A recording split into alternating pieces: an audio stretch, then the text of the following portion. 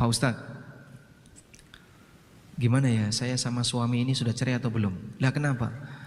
Saya itu ragu, jangan-jangan sudah pernah diceraikan. Kayaknya saya sudah cerai. Ada ibu-ibu yang jamaah Rabu pagi, saya punya kajian Rabu pagi rutin, bahas masalah akidah.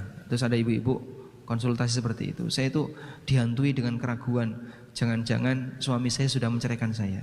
Nah, suami Anda pernah ngomong apa? Ya enggak ada. Apa itu? Was-was.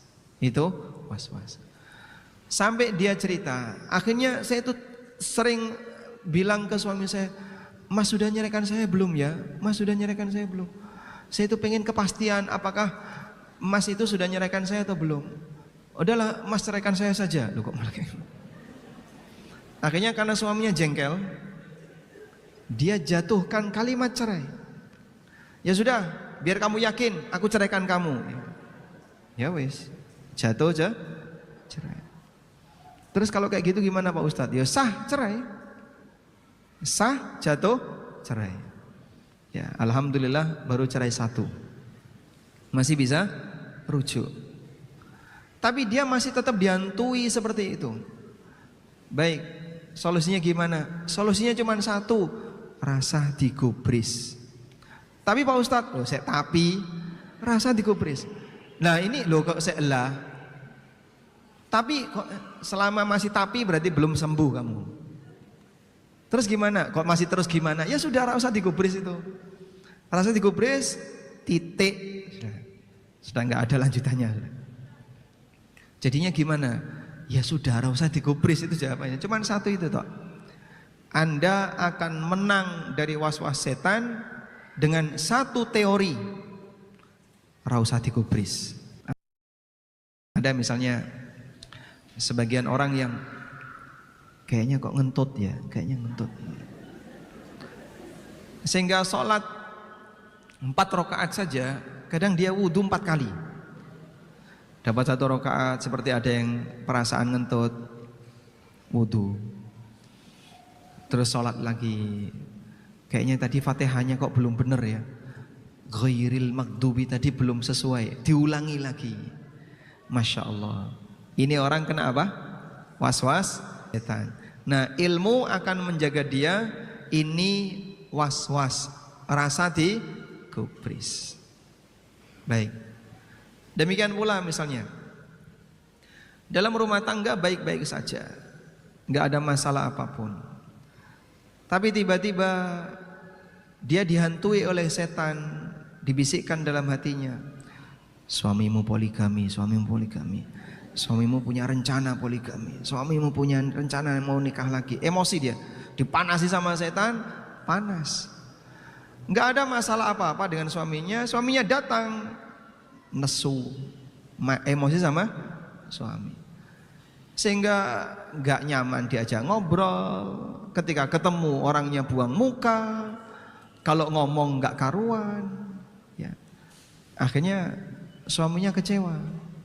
Lah ini istri saya ada apa? Ternyata dia dipanasi oleh setan. Akhirnya suaminya ikut emosi. Nah emosi dibalas emosi. Makin berkembang itu emosi sampai akhirnya cerai. Gara-gara siapa? Ini sang istri nuruti bisikan setan. Terlalu suudzon dengan siapa? Suaminya. Ada nggak penyakit kayak gitu Pak? Saya nggak tahu teori psikologinya apa. Entah disebut NPD atau disebut apa, itu nggak tahu, nggak kenal dengan teori. Tapi model seperti ini berangkat dari suudzon. Hal yang sama juga bisa saja terjadi di antara kawan. Sehingga ada sesama panitia kajian, tapi tiba-tiba muncul kecurigaan kepada yang lain. Jangan-jangan dia diperbesar suudzon itu oleh setan, akhirnya makin berkembang sampai ketika ketemu jadi nggak akur.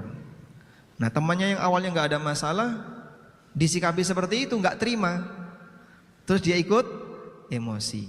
Akhirnya emosi lawan emosi, makin berkembang, pecah, bikin majelis taklim baru, Khadijah perjuangan. Sehingga ada banyak majelis taklim, pecahan dari majelis taklim yang lain. Di Jogja ini ada berapa? Ada banyak ya. Di CIH itu kan ada banyak sekali, ada Duha, Sahaja, Samara. Di sini ada Mutia, di utara sana ada Farhana, ada Khadijah, Sofia, apa? Sahira, terus Safira, Masya Allah, apa? Sabara, Subhanallah. Dan katanya, Pak Ustadz, ini pecah jadi ini, Pak Ustadz. Ini pecah lagi jadi ini, Masya Allah. Tapi pesertanya sama. Pesertanya sama. Sehingga yang ikut di sana, ikut di sini, ikut di sini.